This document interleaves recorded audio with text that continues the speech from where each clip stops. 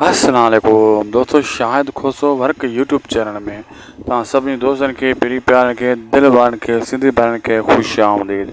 दोस्तों अॼु रिव्यू कंदासीं मेगा सोप सीरियल पंहिंजा वेरी, जंहिंजा अचण वारा एपिसोड ज़बरदस्त सनसनीखेज़ थियण वारा आहिनि।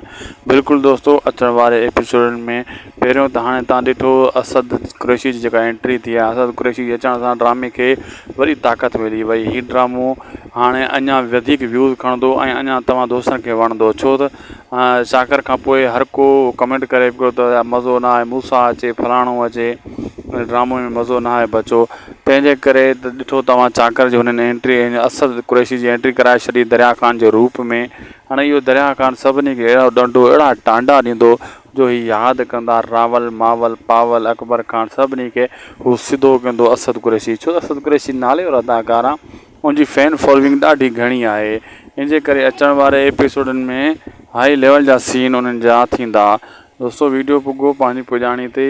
अगरि अपडेट सुठी लॻी त महिरबानी करे असांजे यूट्यूब चैनल शाहिद खोसो वर्क खे ज़रूरु सब्सक्राइब, लाइक, शेयर कंदा। मिलंदासीं तव्हां सां कंहिं ॿिए वीडियो में। मौला तव्हां ख़ुशि रखे।